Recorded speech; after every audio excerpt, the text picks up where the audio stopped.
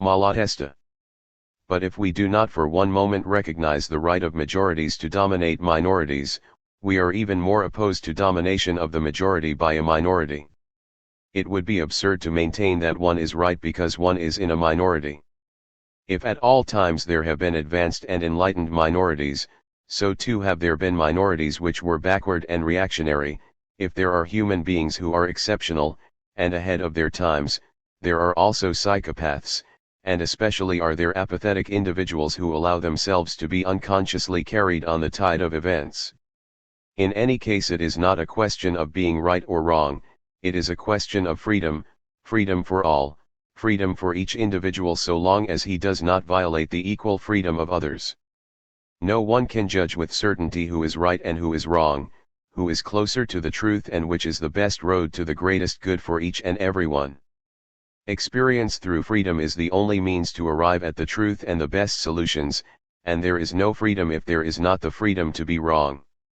In our opinion, therefore, it is necessary that majority and minority should succeed in living together peacefully and profitably by mutual agreement and compromise, by the intelligent recognition of the practical necessities of communal life and of the usefulness of concessions which circumstances make necessary.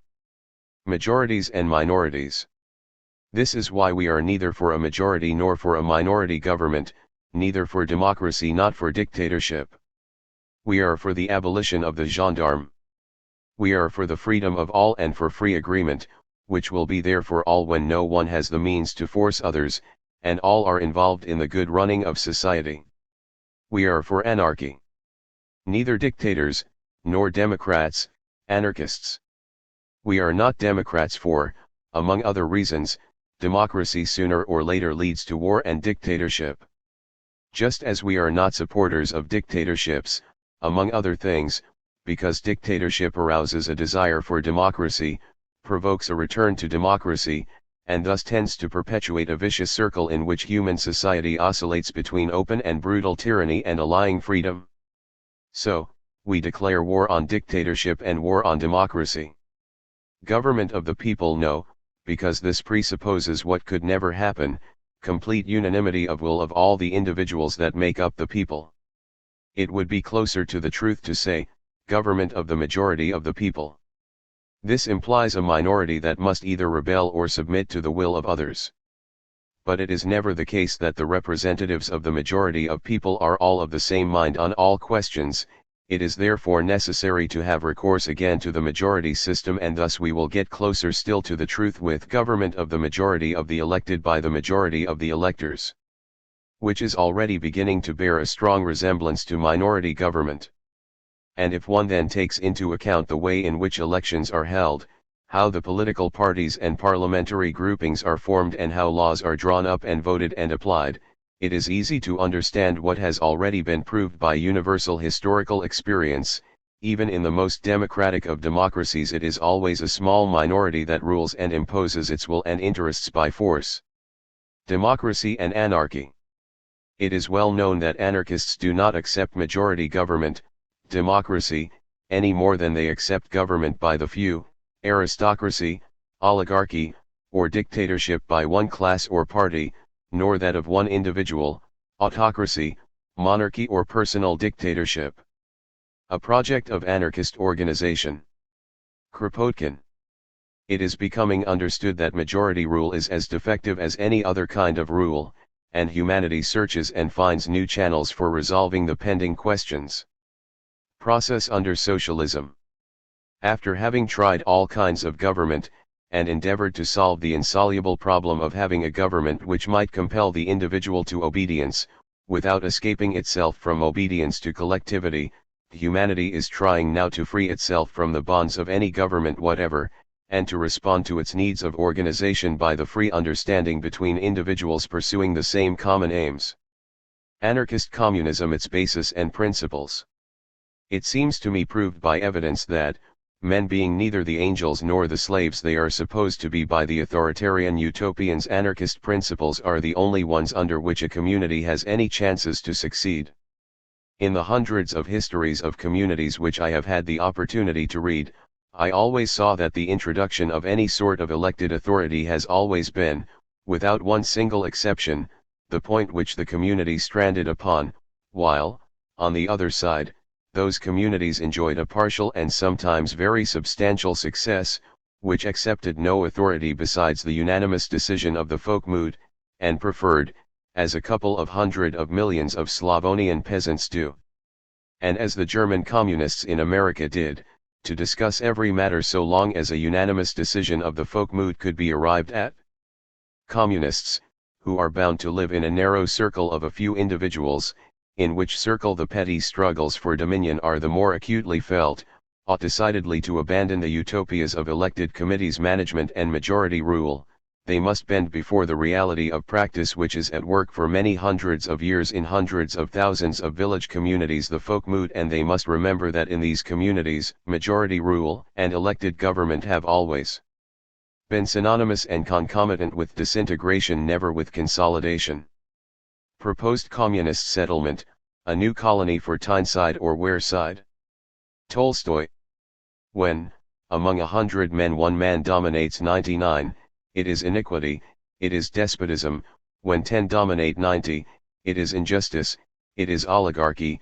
When 51 dominate 49, and this only theoretically, for, in reality, among these 51 there are 10 or 12 masters, then it is justice, then it is liberty. Could one imagine anything more ridiculous, more absurd, than this reasoning? However, this is the very one that serves as a basic principle for everyone who extols better social conditions. The law of love and the law of violence, unsigned epigraph. A. Parsons. Whether government consists of 1 over a million or a million over 1, an anarchist is opposed to the rule of majority as well as minority. Anarchism, its philosophy and scientific basis. L. Parsons. It is better to have majority rule, than to have minority rule which is only in the interest of the few. But the principle of rulership is in itself wrong. No man has any right to rule another man. The ballad humbug. DuPont. Every time an anarchist says, "I believe in democracy," there is a little fairy somewhere that falls down dead. The guilt-ridden, double-checking tenets of democracy bother all fragments of radical opinion like a haze of late summer midges, but the anarchist milieu seems especially prone to tolerating, even embracing, this maddening visitation. The cyclical return within the milieu to the tenets of democracy is conducted by those who in other elements of their own analysis understand that it has nothing to do with either Greek ideals or power to the people, and that in reality it consists of little more than a parade of cattle-prodded common senselessness, more Arne than Athenian Socrates. These revolutionaries state explicitly in their most lucid moments the determinate relationship between capital and its political administration, but it seems that even this is not enough, and the temptation to refer back to the democratic form as an ideal is irresistible. The most radical Democrats seek to establish what they call real or direct democracy, which they say will bring all socially occurring phenomena within the scope of the proposed popular assembly.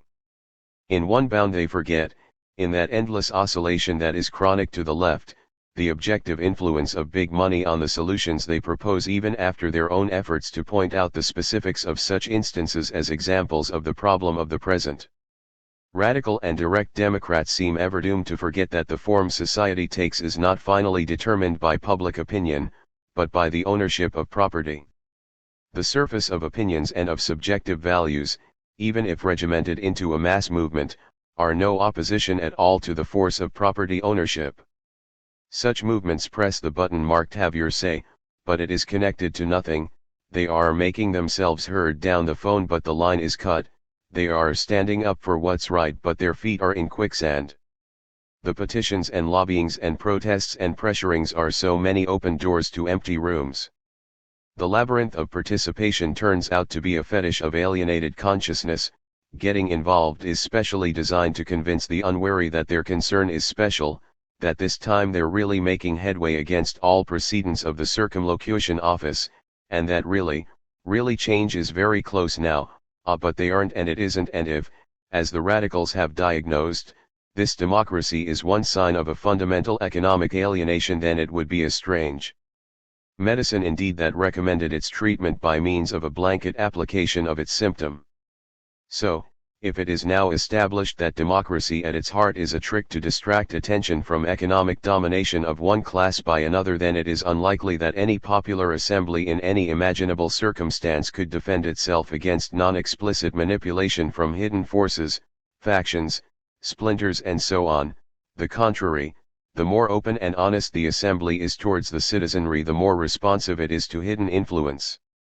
I also do not see how any given democratic institution could prevent at least one degree of alienation opening up between itself and the social body, and in that unspoken space who knows what lurks? Democracy cannot dismember capitalism.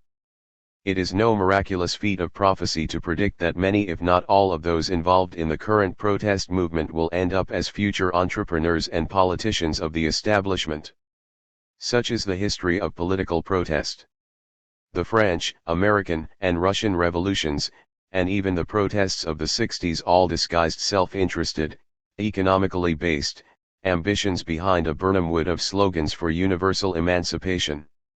Many energetic and independent souls have entered democratic politics saying they were going to bring the practice of democracy into line with its alleged ideals. All have ended instead by adapting themselves to what existed before them. The English rebel MP Diane Abbott, famous only for castigating her new Labour colleagues for sending their children to private schools, ends by sending her kid to a private school. I don't criticize her, it's inevitable, the political class are separate, her kid would certainly be a target, and the nature of privilege is that you can choose to escape what the rest of us have no choice in.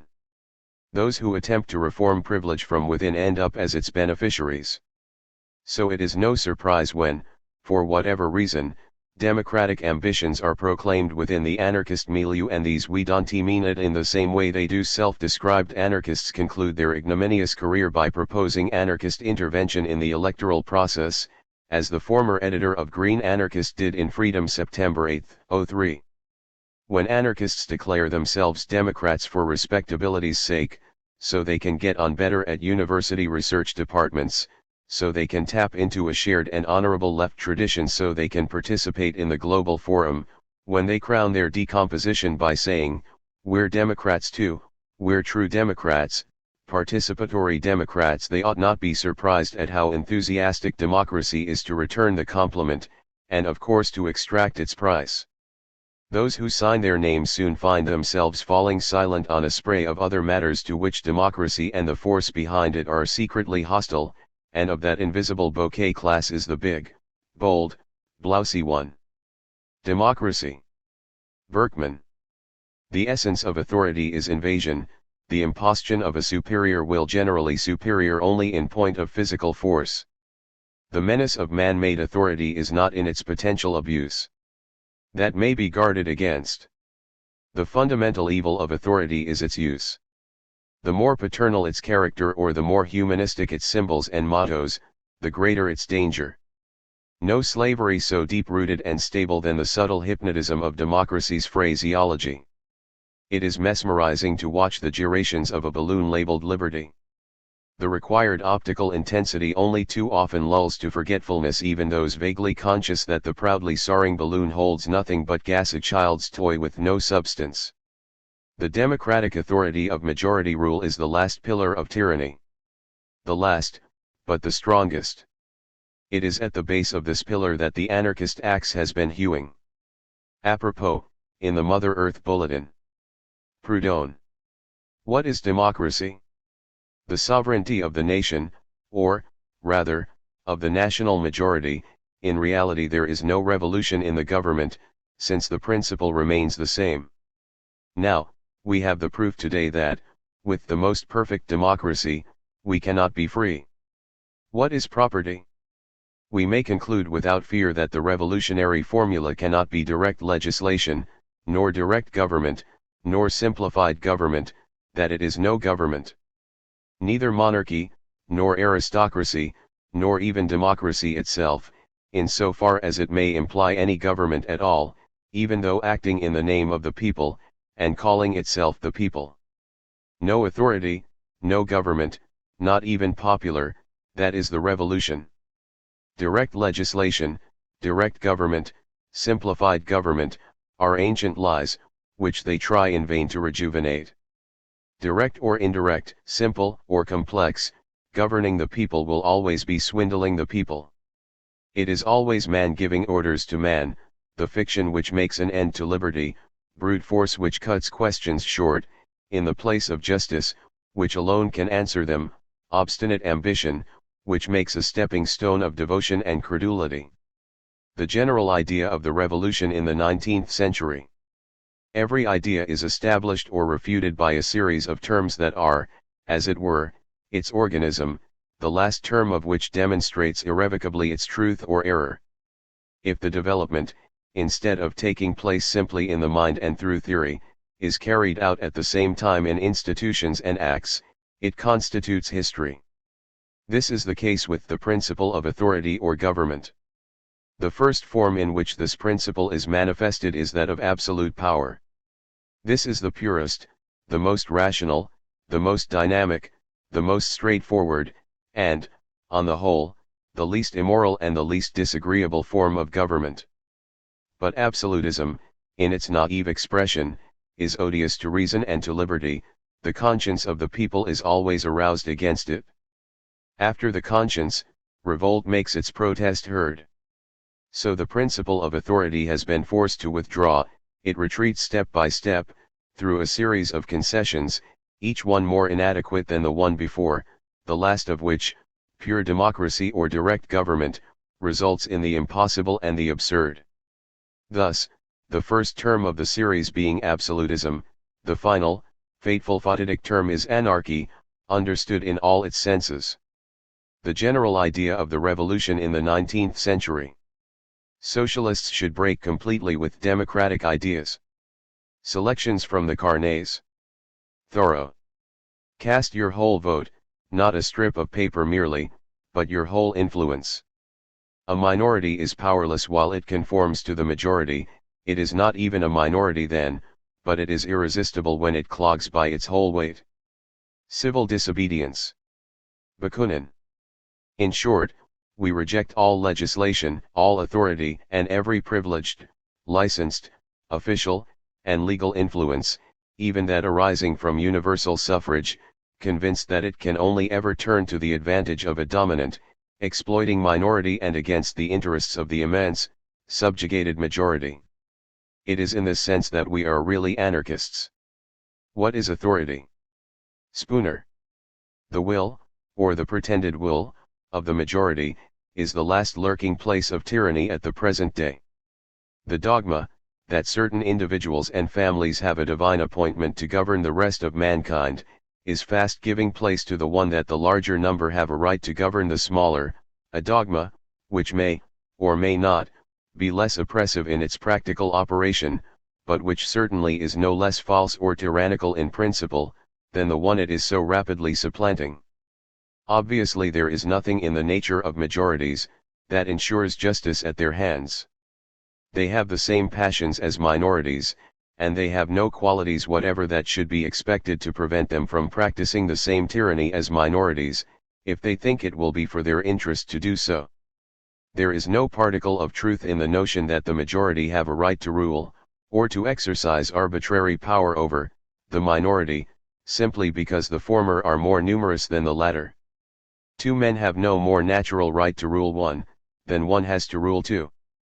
Any single man, or any body of men, many or few, have a natural right to maintain justice for themselves, and for any others who may need their assistance, against the injustice of any and all other men, without regard to their numbers, and majorities have no right to do any more than this. The relative numbers of the opposing parties have nothing to do with the question of right. And no more tyrannical principle was ever avowed, than that the will of the majority ought to have the force of law, without regard to its justice, or, what is the same thing, that the will of the majority ought always to be presumed to be in accordance with justice. Such a doctrine is only another form of the doctrine that might makes right. An essay on the trial by jury. Crime ethic. But even if there were no presidents or town councils, democracy as we know it would still be an impediment to freedom. Corruption, privilege, and hierarchy aside, majority rule is not only inherently oppressive but also paradoxically divisive and homogenizing at the same time. It's worth reflecting on what sort of utopia is implied by idealizing direct democracy as a form of government. Imagine the kind of totalitarianism it would take to produce enough cohesion to govern a society via consensus process to get everyone to agree. Talk about reducing things to the lowest common denominator. The anarchist critique of democracy.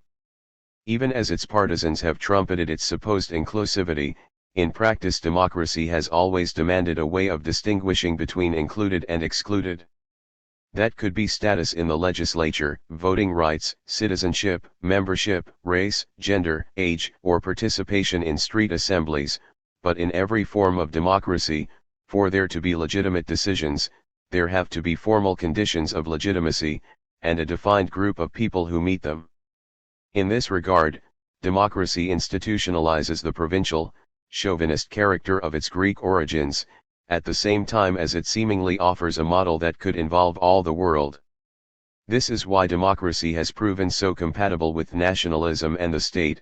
It presupposes the other, who is not accorded the same rights or political agency.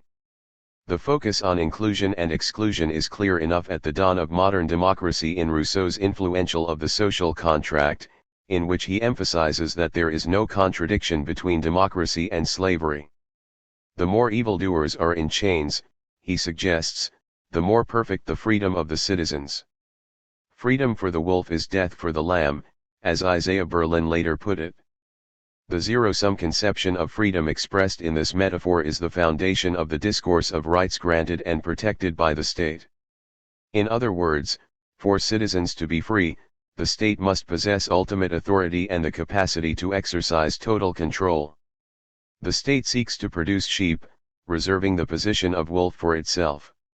Those who promote democracy as an alternative to the state rarely draw a meaningful distinction between the two. If you dispense with representation, coercive enforcement, and the rule of law, yet keep all the other hallmarks that make democracy a means of governing citizenship, voting, and the centralization of legitimacy in a single decision-making structure, you end up retaining the procedures of government without the mechanisms that make them effective. This combines the worst of both worlds. It ensures that those who approach anti-state democracy expecting it to perform the same function as the state will inevitably be disappointed, while creating a situation in which anti-state democracy tends to reproduce the dynamics associated with state democracy on a smaller scale. Finally, it's a losing battle. If what you mean to denote by the word democracy can only occur outside the framework of the state, it creates considerable ambiguity to use a term that has been associated with state politics for 2,500 years. Most people will assume that what you mean by democracy is reconcilable with the state after all. This sets the stage for statist parties and strategies to regain legitimacy in the public eye, even after having been completely discredited. The political parties Podemos and Syriza gained traction in the occupied squares of Barcelona and Athens thanks to their rhetoric about direct democracy, only to make their way into the halls of government where they are now behaving like any other political party. They're still doing democracy, just more efficiently and effectively. Without a language that differentiates what they are doing in parliament from what people were doing in the squares, this process will recur again and again. When we identify what we are doing when we oppose the state as the practice of democracy, we set the stage for our efforts to be reabsorbed into larger representational structures. Democracy is not just a way of managing the apparatus of government, but also of regenerating and legitimizing it. Candidates, parties, regimes, and even the form of government can be swapped out from time to time when it becomes clear that they cannot solve the problems of their constituents. In this way, government itself, the source of at least some of those problems, is able to persist. Direct democracy is just the latest way to rebrand it. Even without the familiar trappings of the state, any form of government requires some way of determining who can participate in decision-making and on what terms. Once again, who counts as the demos. Such stipulations may be vague at first, but they will get more concrete the older an institution grows and the higher the stakes get. and if there is no way of enforcing decisions no kratos, the decision-making processes of government will have no more weight than decisions people make autonomously. This is the paradox of a project that seeks government without the state. These contradictions are stark enough in Murray Boochin's formulation of libertarian municipalism as an alternative to state governance. In libertarian municipalism, Bookchin explained, an exclusive and avowedly vanguardist organization governed by laws and a constitution would make decisions by majority vote.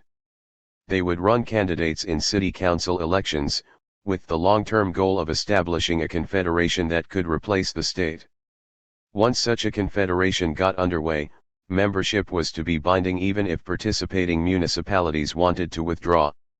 Those who try to retain government without the state are likely to end up with something like the state by another name.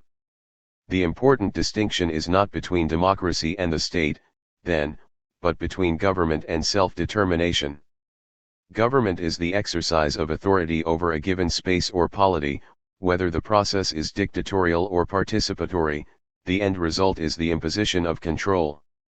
By contrast, self-determination means disposing of one's potential on one's own terms.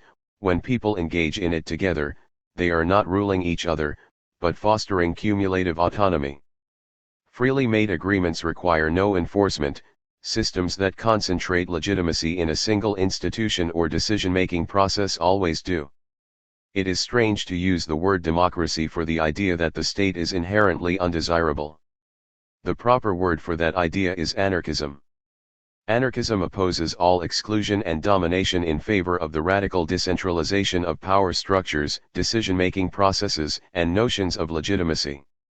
It is not a matter of governing in a completely participatory manner, but of making it impossible to impose any form of rule. From democracy to freedom. Wilbur. It seems clear to me that nearly all of the arguments for attempting to incorporate democracy into anarchy involve some confusion of principles, or a confusion of principles and practices. And, unfortunately, those confusions often look a lot like those used in the attempt to prove that anarchy is itself impossible, such as Engels' attempt to dismiss anti-authoritarians by conflating authority and force. It is less clear to me why so many people who presumably have some investment in the notion of anarchism struggle so mightily to fully embrace anarchy, but that's not because the challenges inherent in anarchy are not absolutely apparent. Instead, I'm just not sure why anyone would embrace anarchism if they had serious doubts about the possibility or desirability of anarchy. Anarchy and democracy, examining the divide. Declare.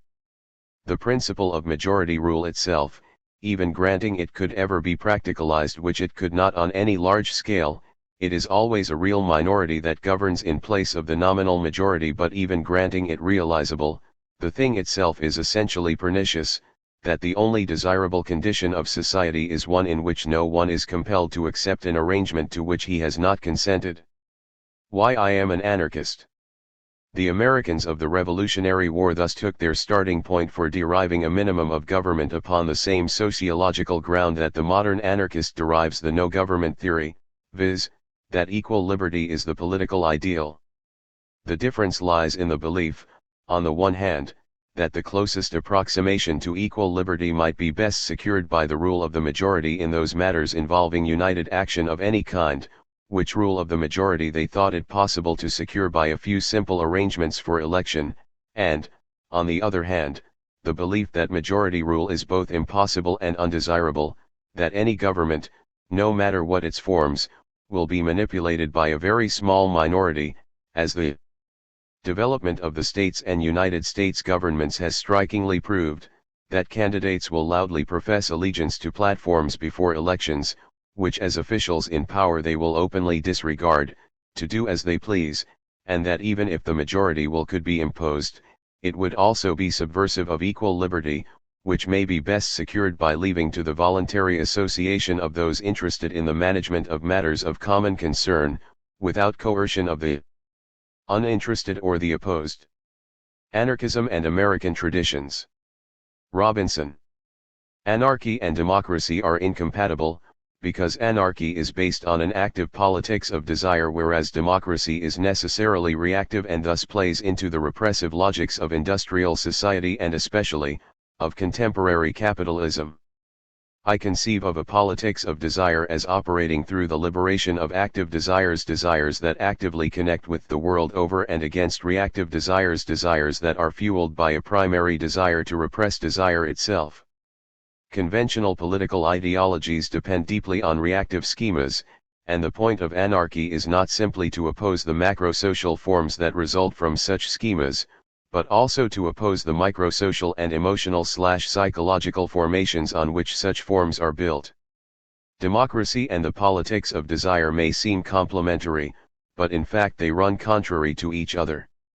The reason for this is that, while the politics of desire involves an immediacy of expression and an opposition to discursive exclusions that operate repressively, democracy implies the exclusion or repression of minorities as part of its basic logic. That minorities be prevented from expressing themselves with wildness and immediacy, that they remain always the loyal opposition within the confines of a system in which the majority gets its way, is a necessary part of the idea of democracy. For this reason, democracy goes against the emancipation of desire, operating simply as a particularly powerful ideology of recuperation with especially effective, and therefore insidious, ways of excusing social repression. Democracy has come to mean at least three different things in contemporary political discourse. First of all, it means rule by the people, the literal meaning. Secondly, it means more specifically, rule by the majority counterposed to minority rule, and also, invisibly, to the refusal of rule, to anarchy, which is also a refusal of minorities to be ruled by majorities, as well as a refusal to rule over them. Thirdly, it is used to refer to a complex of institutions typical of societies embracing aspects of liberalism. It is only in this third sense that democracy can be taken to imply minority rights, and only of the kind and in the context implied by the rule of law and the power of the state. In all of these senses, democracy is a specific instance of state power and not, as implied by some anarchists, a critique of state power or a form of anarchy. Unconditional rule by a majority cannot be compatible with anarchy because it implies repression on various levels. Democracy vs. desire, beyond the politics of measure. Landstreicher. The Lesser Evil by Dominique Mysain exposes how the logic that is so basic to a democratic system, the logic of compromise and negotiation, mediocrity and making do, comes to permeate every aspect of life to the point where dreams and desires fade, passion disappears.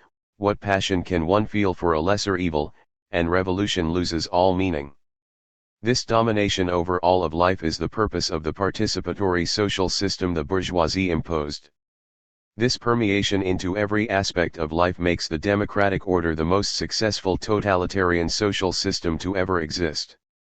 In Who Is It?, Adonide compares classical dictatorships with the totalitarianism of the democratic system, where everyone can excuse himself because she is only a cog in this vast social machine, and individual responsibility, which is the basis for individual self-determination, seems to disappear.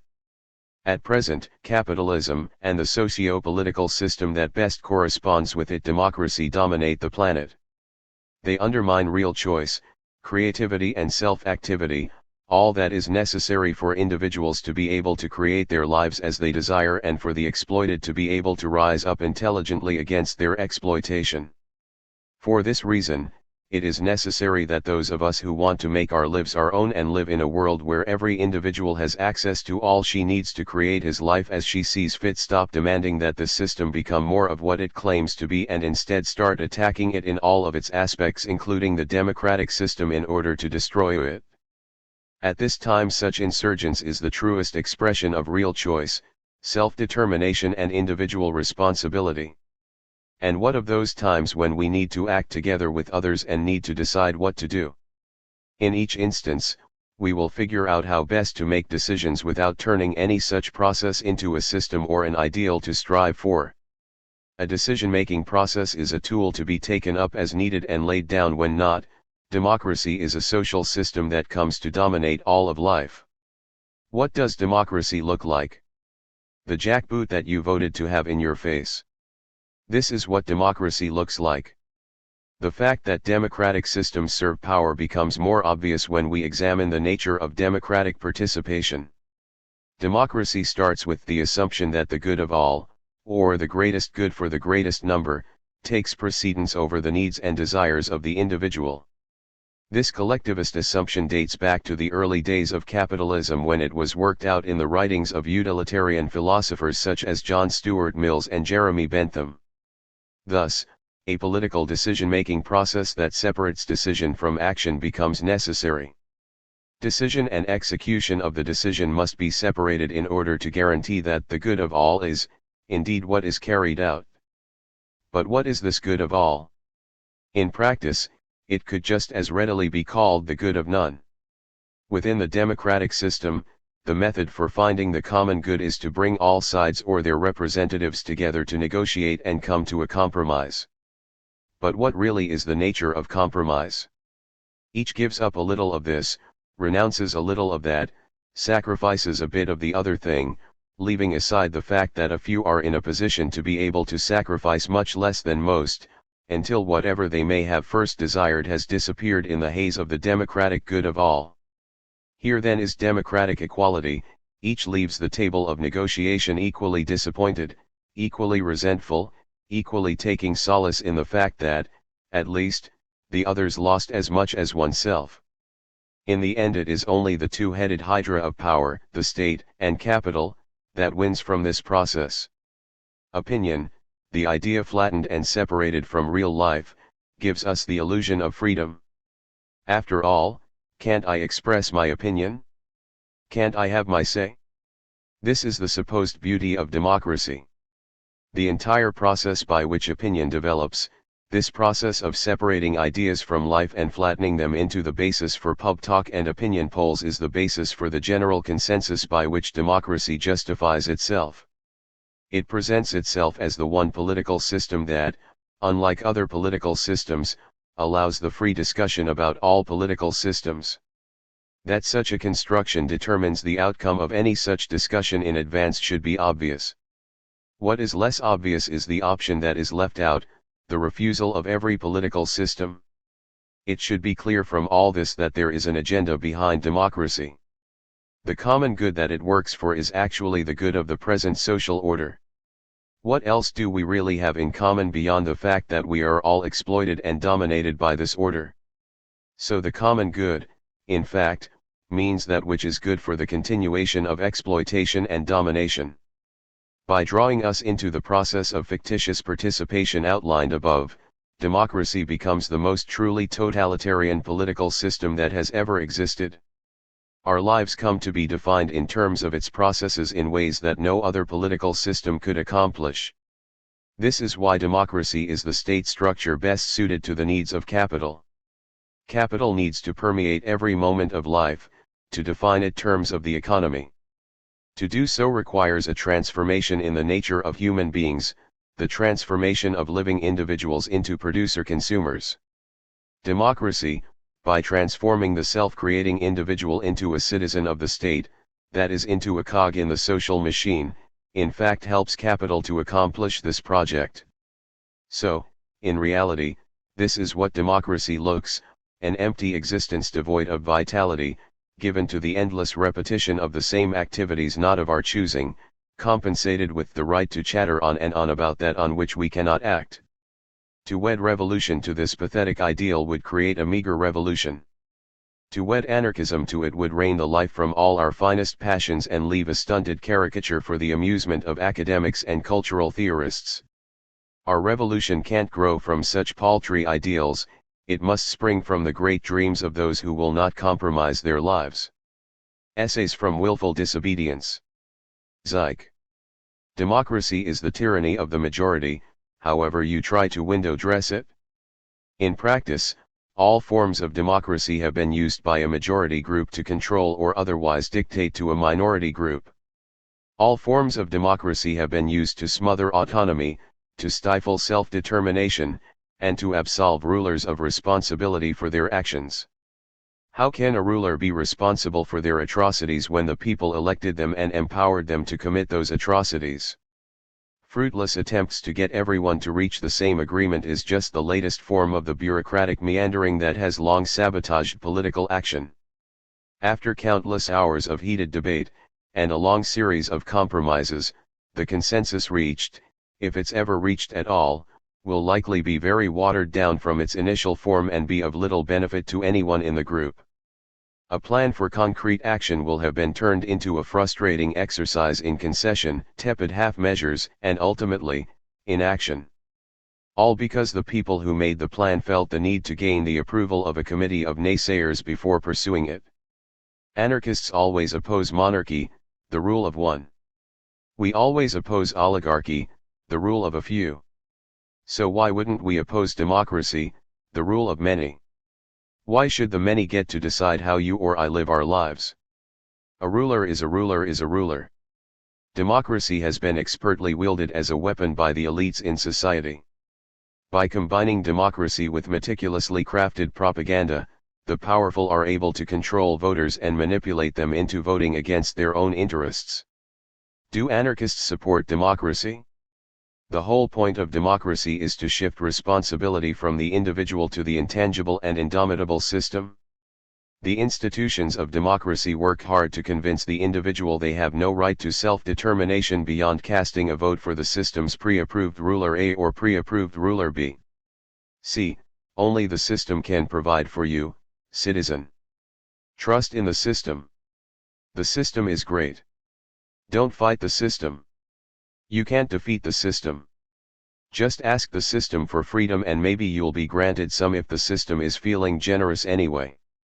Do anarchists vote in state elections? Gillis. Rulership by the populace is clearly a concept irreconcilable without rulership unless one has atrophied to the point of accepting the nihilism of liberalism and its mewling belief in the inescapability of rulership. Or perhaps even going so far as to join with fascists and other authoritarians who silence their conscience with the ideological assertion that one cannot even limit power relations, only rearrange them.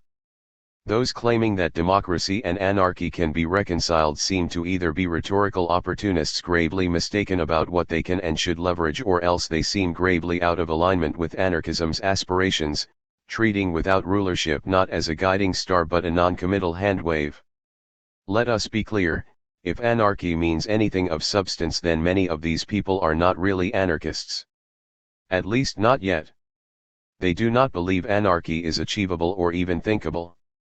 And this is reflected in their own frequent aversion and or equivocation in relation to the term anarchy, gravitating more to some positive associations they have seen made with it than the underlying concept of a world truly without rulership. Compared to our present society, they want the things often associated with anarchism without the core that draws them. I was for a time hopeful that such individuals would move to the much more open term horizontalist. In truth, they'd be better described as minarchist social democrats, who want a cuddlier, friendlier, flatter, more local and responsive state that makes people feel like happy participants and doesn't engage in world historic atrocities. If anarchism is to mean anything of substance, it is surely not merely an opening bid from which you are happy to settle. Anarchy doesn't stand for small amounts of domination, it stands for no domination. Although our approach to that ideal will surely be asymptotic, the whole point of anarchism is to actually pursue it rather than give up and settle for some arbitrary good enough half measure. Such tepid aspirations is what has historically defined liberals and social democrats in contrast to us. But it's important to go further, because democracy doesn't solely pose a danger of half measures but also of a unique dimension of authoritarianism. A pure expression of the rule of all over all could be a hell of a lot worse than Sweden with neighborhood assemblies. The etymology itself seems to best reflect a nightmare scenario in which everyone constrains and dominates everyone else. If we seek to match words to the most distinct and coherent concepts, then perhaps the truest expression of democracy would be a world where everyone is chained down by everyone else, tightening our grip on our neighbors just as they in turn choke the freedom from our lungs. The abolition of rulership or the rule of all over all. Marlin Spike and Hart. Anarchists distinguish themselves by asserting a direct and unobstructed link between thought and action, between desires and their free fulfillment. We reject all societal processes that break that link, such as private property, exchange relations, division of labor, and democracy. We call that broken link alienation. Passions and desires can only be a delight when they are real and definite forces in our lives. In this condition of alienation, however, they are inevitably muted by the knowledge that the conditions of our existence are not under our control. In this context, dreams are only for dreamers, because our desires are constantly faced with the impossibility of action. In this sinister way, when we lose our connection with the desires and passions that drive us forward, it is impossible to wrest back control of our lives, and we are left to linger in a condition of passivity. Even the desire to change the material and societal conditions that function on alienation is met with this passivity and hopelessness, essentially leaving them intact.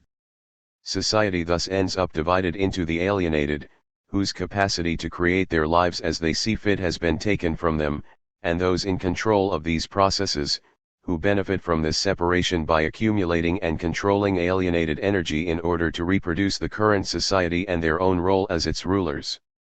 So at heart, we are against democracy because its very existence maintains this division that we're seeking to abolish.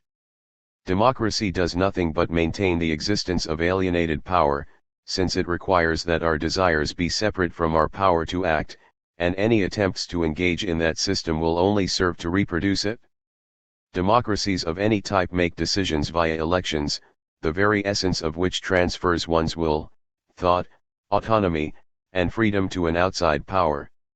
It makes no difference whether one transfers that power to an elected representative or to an elusive majority. The point is that it's no longer your own. Democracy has given it to the majority. You have been alienated from your capacity to determine the conditions of your existence in free cooperation with those around you. There is an important distinction here. Parties are political in their claim to represent the interests of others. This is a claim to alienated power, because when someone takes power with a claim to represent me, I am separated from my own freedom to act. In this sense, anarchists are anti-political. We are not interested in a different claim to alienated power, in a different leadership, in another form of representation, in a regime change, or in anything that merely shuffles around the makeup of alienated power. Anytime someone claims to represent you or to be your liberatory force, that should be a definite red flag. We are anti-political because we are interested in the self-organization of the power of individuals. This tension towards self-organization is completely orthogonal to democracy in any of its various forms. When democracy frames our discussion and forces us to argue in its terms, all actions to change the socio-political environment must happen via its means and achieve only those ends it will sanction. For these reasons, democracy reproduces itself with little special effort from the ruling class. A democratic system of majority rule encourages the alienated and exploited class to feel like they have control while it actually remains safely in the hands of the alienating and exploiting class. Even the most obvious contradictions get overlooked because the system has equated its existence with freedom and so places its existence outside the realm of contestable ideas.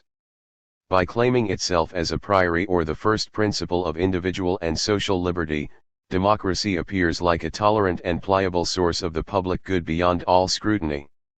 An anarchist critique of democracy. Anonymous. Democracy, the most widespread contemporary form of political domination, as the primary and most sophisticated expression of the state, constituting an authoritarian, buck-passing, submissive mentality, and the ideal legal framework for the development of the capitalist economy, which is the source of exploitation and poverty. It is for these reasons, and faced with the disquieting demands for more and better democracy from many sectors that have in recent years increasingly begun to engage in protest and disobedience, demands that almost always end up subsuming real and radical struggles, that for a few years now we have been conducting a campaign against this dominating and domesticating monstrosity referred to as democracy. Democracy justifies itself based on certain principles that are no less false for having been repeated 1,000 times as truths, and its justification is so internalized that even its opponents believe in its principles. Considering how ingrained and immobile the idea of the system's fundamental goodness is in the people's thinking, change seems impossible. Nobody seems to be suggesting any other organizational forms these days, or even other ways of life. Against democracy. Gelderloos. How absurd is it to talk about freedom and democracy to someone who was born in a ghetto, or someone who just immigrated to escape poverty or persecution, someone who never got the opportunity for a good education and works 80 hours a week in grueling, dangerous job with no dignity or respect just to afford payments on a cheap hovel and a meager diet. It is easy, however, to dismiss these claims of powerlessness and recurring injustice by simply blaming the victims for being too lazy to drag themselves out of poverty, or to make the democratic process work for them, through petitioning, voting, letter writing, and all the other readily available methods, to cure the alleged injustice. Of course, it would be more than a little ludicrous for the privileged, white pundits who guide the nation's opinions from their talk shows and opinion columns to blame people born in ghettos for not overcoming racism and poverty if they didn't have at least a few historical examples of how democracy can actually work to help people in need. But our history books are full of examples of oppressed groups of people winning their equality through the democratic process.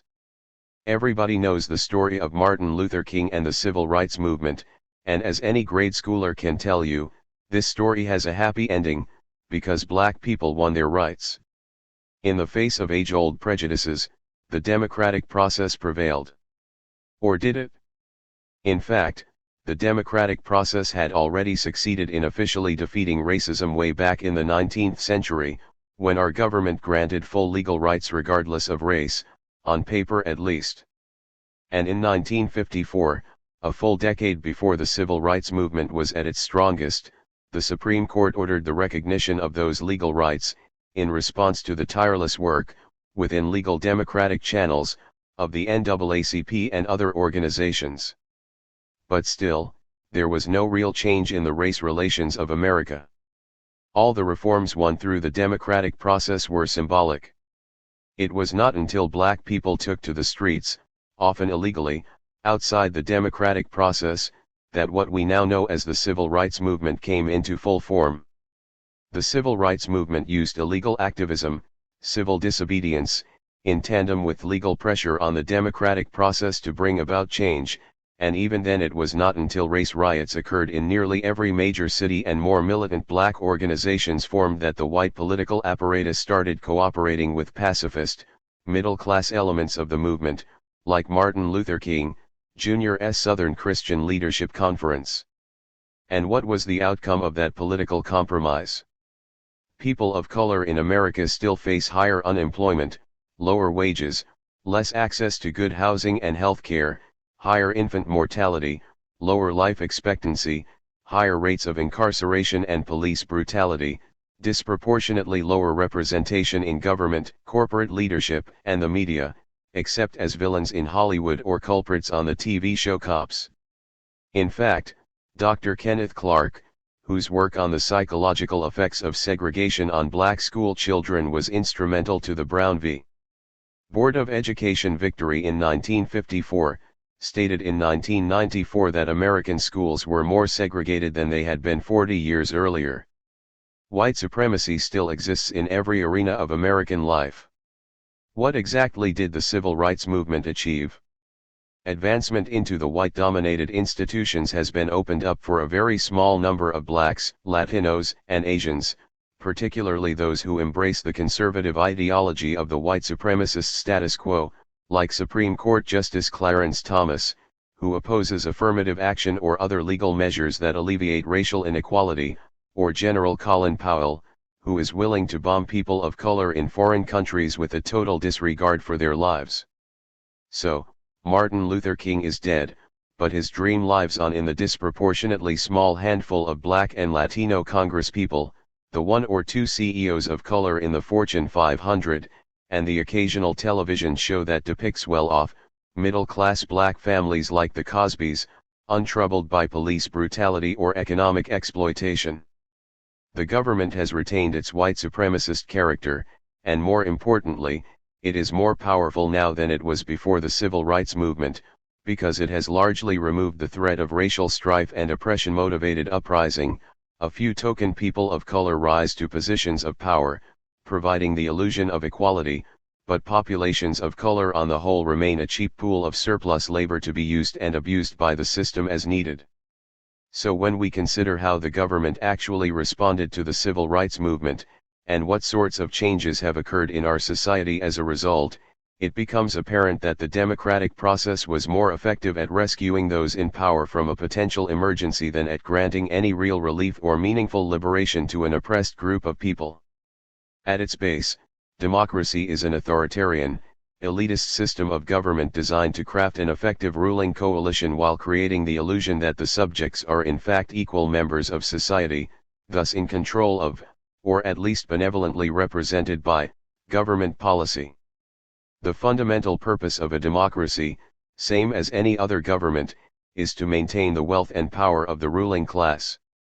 Democracy is innovative in that it allows a greater diversity of ruling class voices to advocate various strategies of control, and progressive in that it allows for adaptation to maintain control under changing circumstances. The surest way to test this hypothesis is to observe historical examples in which oppressed or underprivileged citizens of a democracy have advocated their own interests, in contradiction to the interests of the wealthy and powerful. If the liberal mythology concerning democracy is correct, the oppressed will be fairly represented, political representatives will advocate their cause, and some equitable compromise will be reached between the privileged and the oppressed. If progressives and other reformists are correct in their belief that the system is fundamentally sound but corrupted through various causes that can be solved with the appropriate legislation, then the wealthy and powerful will receive unfair advantages in the legislative and judicial processes set in motion to achieve justice. If our hypothesis positing the authoritarian, elitist nature of democracy is correct, then the many institutions of power will collaborate to divide the opposition, win over reformist elements, and crush the remaining opposition to retain control with whatever means necessary, including propaganda, slander, harassment, assault, imprisonment on false charges, and assassination. What is democracy? From the very origins of the democratic concept, rule by the people has always been a way to increase participation in the project of government, and the people have always excluded classes of slaves and foreigners, whether inside or outside of national boundaries. The question of freedom lies not in who rules, but whether anyone is ruled, or whether all are self-organizing. Reflections for the U.S. Occupy movement. People need to get it out of their heads that democracy is a good thing. Real democracy does not preclude slavery. Real democracy means capitalism. Real democracy means patriarchy and militarism. Democracy has always involved these things. There is no accurate history of democracy that can furnish us an example to the contrary. Diagnostic of the future. Gordon. Historically, democracy was not a word that anarchists tended to use in reference to their own visions or practices. A survey of the writings of the prominent anarchist activists and theorists of the 19th and early 20th century reveals that, on the rare occasions on which they even employed the term, it was used in its conventional, statist sense to refer to actually existing democratic institutions and entitlements within the bourgeois state. The association between anarchism and democracy makes its appearance only around the 1980s, through the writings of Murray Bookchin. Essentially, the association of anarchism with democracy is a two-pronged rhetorical maneuver intended to increase the appeal of anarchism for mainstream publics. The first component of the maneuver is to latch onto the existing positive connotations that democracy carries in established political language. Instead of the negative, and false, image of anarchism as mindless and chaotic, a positive image is fostered by riding on the coattails of democracy as a widely endorsed term in the mass media, educational system, and everyday speech. The appeal here is not to any specific set of institutions or decision-making procedures, but to the association of democracy with freedom, equality, and solidarity, to the sentiments that go to work when democracy is placed in binary opposition to dictatorship, and celebrated as what distinguishes the free countries of the West from other regimes. Yet the second component of the maneuver is subversive. It seeks to portray current capitalist societies as not, in fact, democratic, since they alienate decision-making power from the people and place it in the hands of elites. This amounts to an argument that the institutions and procedures that mainstream audiences associate with democracy government by representatives are not in fact democratic, or at least a very pale and limited fulfillment of the values they are said to embody. True democracy, in this account, can only be local, direct, participatory, and deliberative, and is ultimately achievable only in a stateless and classless society. The rhetorical aim of the maneuver as a whole is to generate in the audience a sense of indignation at having been deceived, while the emotional attachment to democracy is confirmed, the belief that it actually exists is denied. Now there are two problems with this maneuver, one conceptual and one more substantive. The conceptual problem is that it introduces a truly idiosyncratic notion of democracy, so ambitious as to disqualify almost all political experiences that fall under the common understanding of the term, including all electoral systems in which representatives do not have a strict mandate and are not immediately recallable. By claiming that current democratic regimes are in fact not democratic at all and that the only democracy worthy of the name is actually some version of an anarchist society, anarchists are asking people to reconfigure their understanding of democracy in a rather extreme way. While it is possible to maintain this new usage with logical coherence, it is nevertheless so rarefied and contrary to the common usage that its potential as a pivot for mainstream opinion is highly questionable. The second problem is graver. While the association with democracy may seek to appeal only to its egalitarian and libertarian connotations, it also entangles anarchism with the patriotic nature of the pride in democracy which it seeks to subvert. The appeal is not simply to an abstract design for participatory institutions, but to participatory institutions recovered from the American revolutionary tradition. Bookchin is quite explicit about this, when he calls on anarchists to start speaking in the vocabulary of the democratic revolutions while unearthing and enlarging their libertarian content. The appeal to the consensus view of the American polity as founded in a popular and democratic revolution, genuinely animated by freedom and equality, is precisely intended to target existing patriotic sentiments, even as it emphasizes their subversive consequences. Milstein even invokes Abraham Lincoln's Gettysburg Address when she criticizes reformist agendas which work with a circumscribed and neutralized notion of democracy, where democracy is neither of the people, by the people, nor for the people, but rather, only in the supposed name of the people. Yet this is a dangerous move, since it relies on a self-limiting critique of the patriotic sentiment itself, and allows the foundation myths to which it appeals to remain untouched by critiques of manufactured collective identity and colonial exclusion.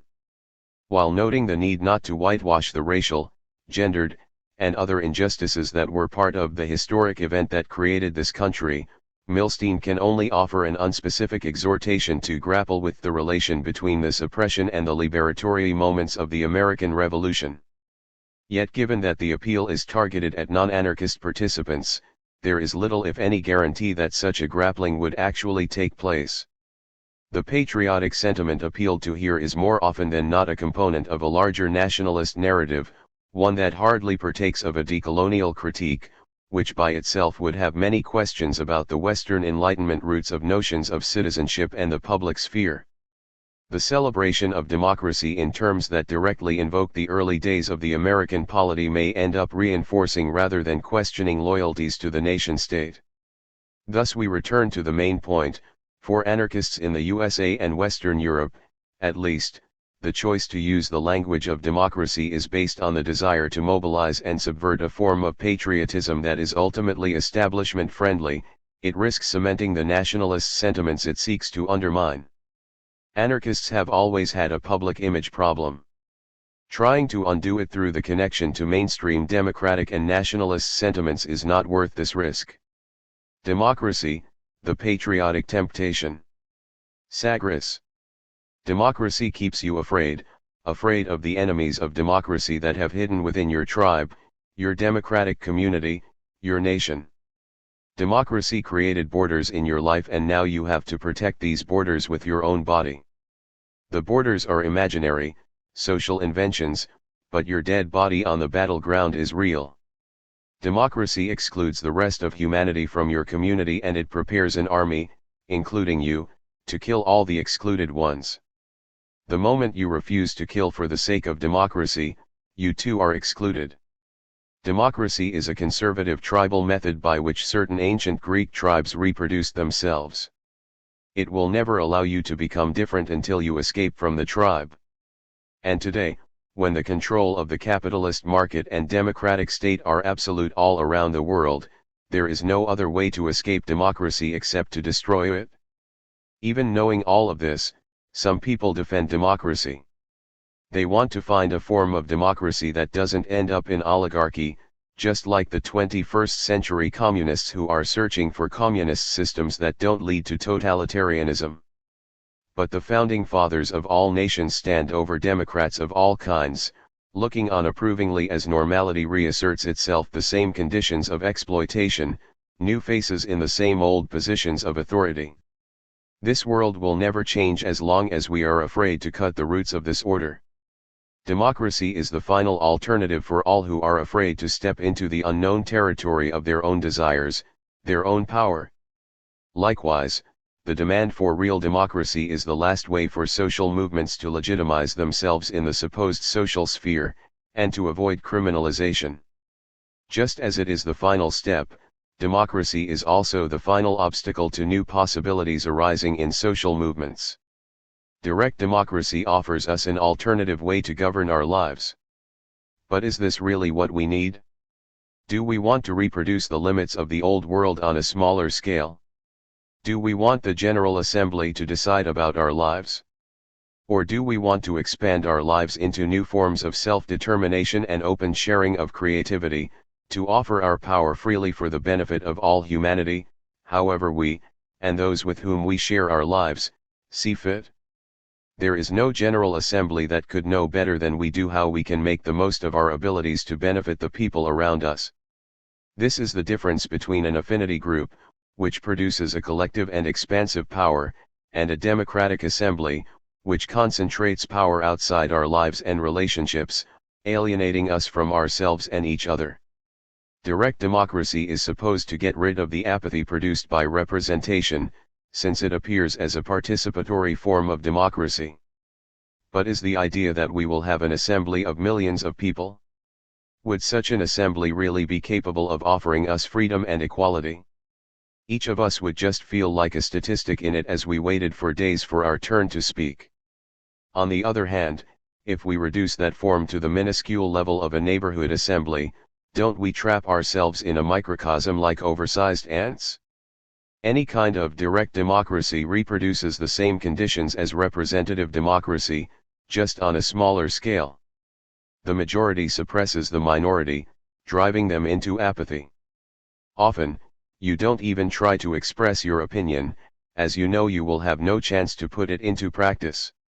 Often, you are afraid to speak, as you know that you will be humiliated by the majority. Homogeneity is the ultimate imperative of any democratic procedure, direct or representational, a homogeneity that ends up as two final opinions, the majority and minority, losing the vast richness of human intelligence and sensibility, erasing all the complexity and diversity of human needs and desires. This is why even directly democratic assemblies can end up deciding to carry out inhuman genocides, like the one ancient Athens inflicted upon Milos in 416 BC. Excluded people have been enslaved and raped as a result of direct democratic decisions. Direct democracy is members only. Because it is smaller, it excludes even more people than representative democracy, producing isolated bubbles that fight each other like the city-states of ancient Greece. Everybody is an outsider, a foreigner, a possible enemy. That's why the community has to build armies to defend itself, and you have to die to protect the opinion of the majority even if you disagree with it. Whoever will not go along with the decision must be punished like Socrates, the world-famous victim of democracy, and thousands of others. The charismatic leaders find the best possible direct connection with their followers, and the democratic mechanisms for manipulating public opinion work directly better than ever. Direct democracy will never liberate us from democracy. Destination anarchy. Goldman. The state, government with its functions and powers, is now the subject of vital interest to every thinking man. Political developments in all civilized countries have brought the questions home. Shall we have a strong government? Are democracy and parliamentary government to be preferred, or is fascism of one kind or another, dictatorship, monarchical, bourgeois, or proletarian the solution of the ills and difficulties that beset society today? In other words, shall we cure the evils of democracy by more democracy, or shall we cut the Gordian knot of popular government with the sword of dictatorship? My answer is neither the one nor the other. I am against dictatorship and fascism as I am opposed to parliamentary regimes and so-called political democracy. More pernicious than the power of a dictator is that of a class, the most terrible the tyranny of a majority. The individual, society and the state. Black. There are no self-evident democratic voting rules, majority or plurality. Proxy voting. Quorums. Are supermajorities, 3/5, 2/3, required for all, some, or none of the decisions? Who sets the agenda? Are motions from the floor entertained? Who decides who gets to speak, and for how long, and who gets the first or last word? Who schedules the meeting? Who adjourns it? And who decides, and by what rules, the answers to all these questions? If the participants disagree on the voting rules, they may first have to vote on these rules. But they may disagree on how to vote on the voting rules, which may make voting impossible as the decision on how to vote is pushed further and further back. As, among many others, Pierre-Joseph Proudhon, Henry David Thoreau, Mikhail Bakunin, Benjamin Tucker, Errico Malatesta, and Emma Goldman said, and does anybody disagree, democracy does not assure correct decisions. The only thing special about majorities is that they are not minorities. There is no strength in numbers, or rather, there is nothing but strength in numbers. Parties, families, corporations, unions, nearly all voluntary associations are, by choice, oligarchic. Indeed, in assemblies whether direct or representative, in electorates as in legislatures, the whole is less, even less than the sum of its parts.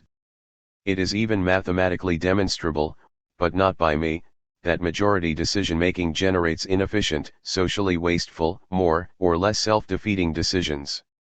Direct democracy, to an even greater degree than representative democracy, encourages emotional, irrational decision-making.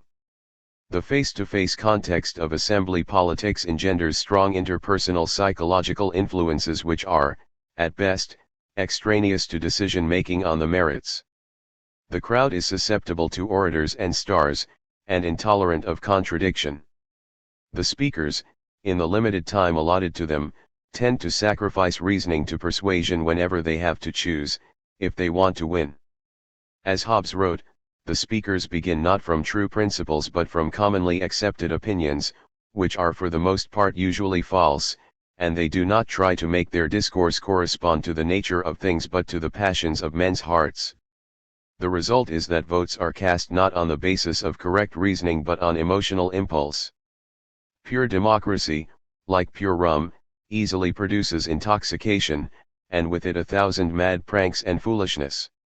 Dissenters feel intimidated, as they were, for instance, when the Athenian assembly voted for the disastrous Sicilian expedition. The result of this excessive enthusiasm of the majority was that the few who were actually opposed to the expedition were afraid of being thought unpatriotic if they voted against it, and therefore kept quiet. Democracy in any form is irrational, unjust, inefficient, capricious, divisive, and demeaning. Its direct and representative versions, as we have seen, share many vices. Neither version exhibits any clear advantage over the other. Each also has vices peculiar to itself. Indeed, the systems differ only in degree. Either way, the worst tyranny is the tyranny of the majority. Debunking democracy. I came to the conclusion that the rejection of democracy is the most important task for contemporary anarchists. Nightmares of reason. Noam Chomsky is an ardent believer in democracy, which, once again, proves that he is a statist, not an anarchist. Democracy is a form of government. Anarchy is society without government. But that has not stopped some anarchists from trying to make anarchism popular by identifying it with democracy, the regnant political dogma of the 20th century. Whereas what we need to do is, as the situationists put it, to leave the 20th century. I don't think that democracy is popular. It's just fashionable, and probably not even fashionable, except among some professors and students.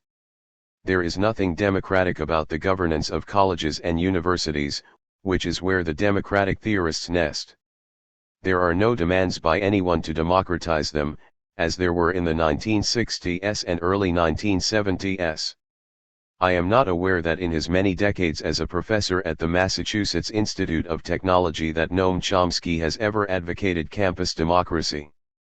Democracy in factories, democracy in East Timor, sure, but not democracy at MIT. NIMBY, not in my backyard. Whatever democracy might theoretically mean, in the real world, democracy is a euphemism for capitalism. All anarchists should get into their heads, those of them who have some room for it there, the truth that democracy isn't anarchy at all, it's the final stage of statism. It's the last wall of the castle. It's the curtain with the man still behind it.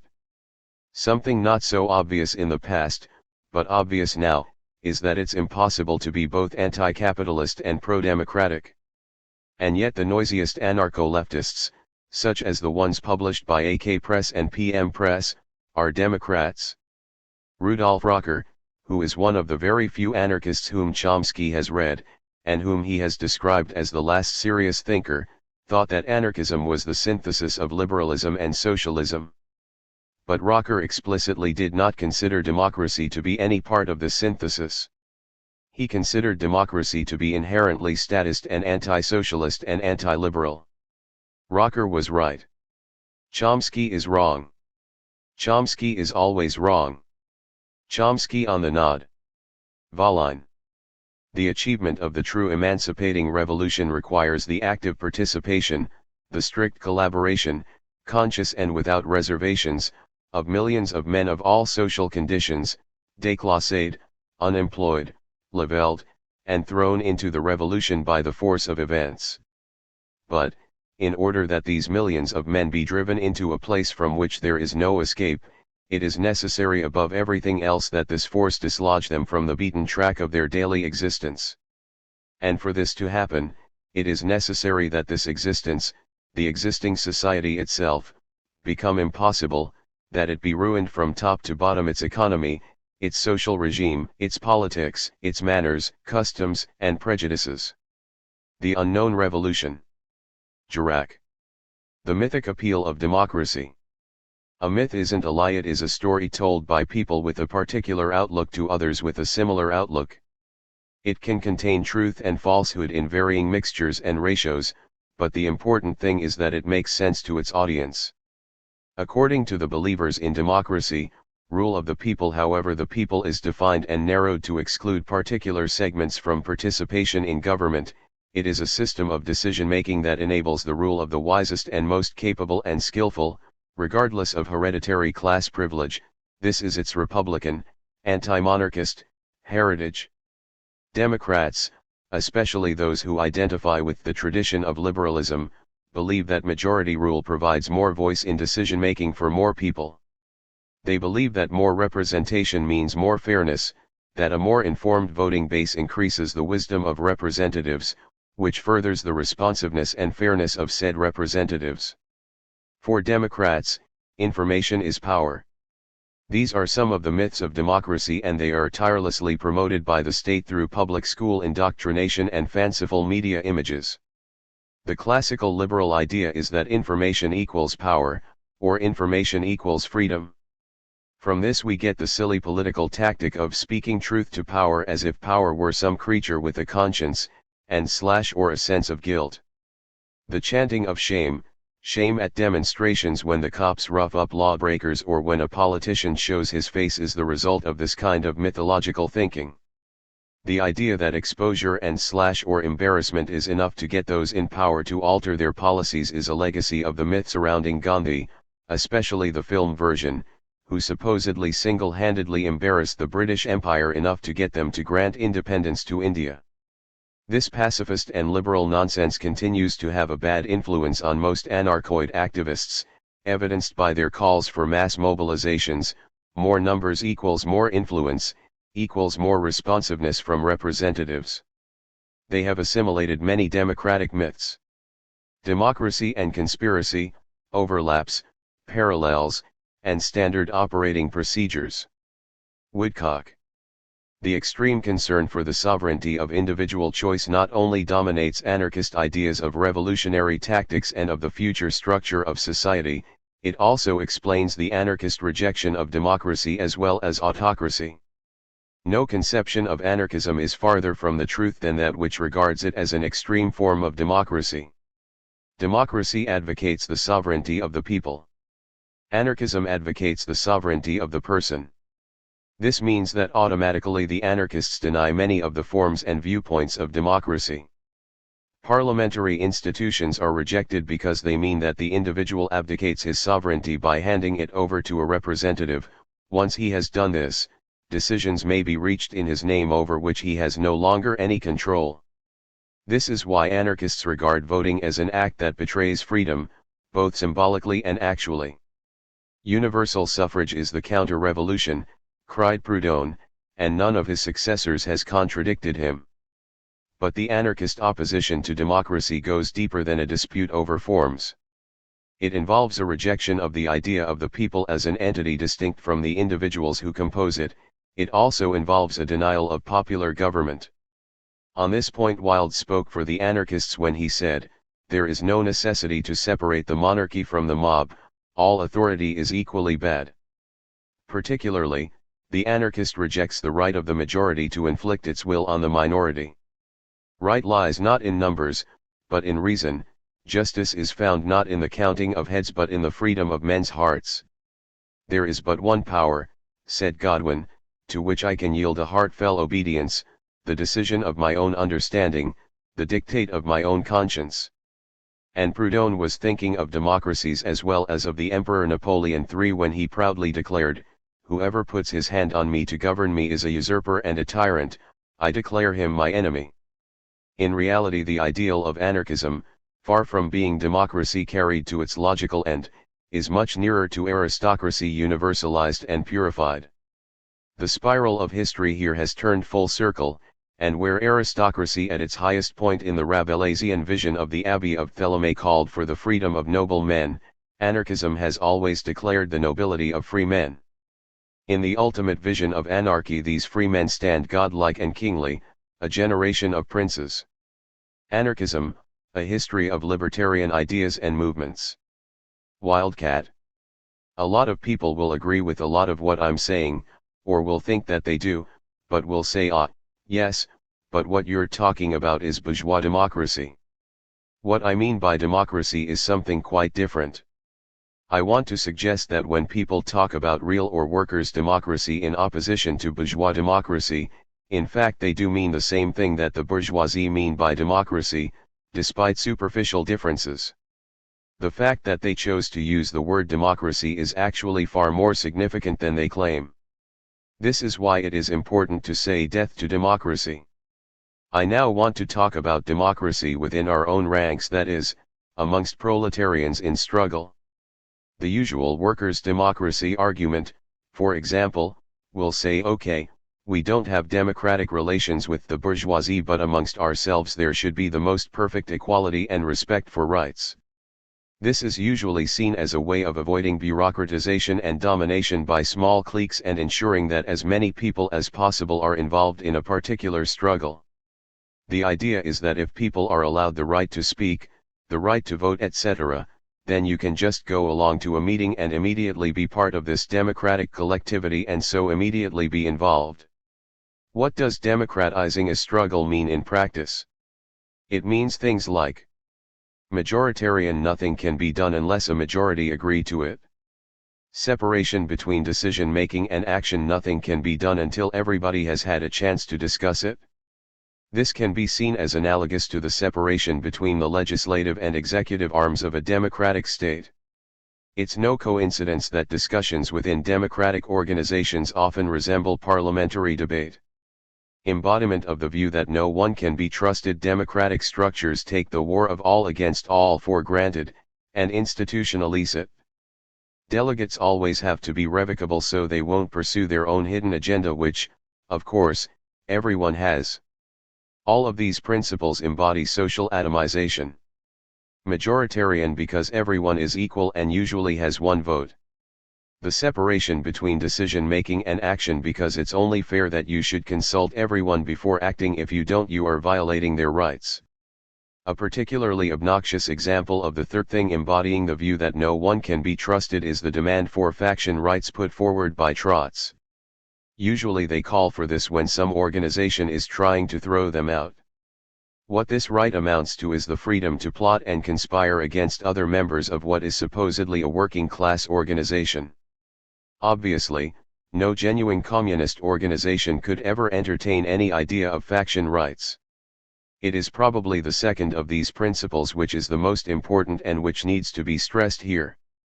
These democratic principles can only stand in complete opposition to the class struggle since, by definition, the class struggle implies a break with social atomization and the formation of some kind of community, however narrow, transient, or vague this may be.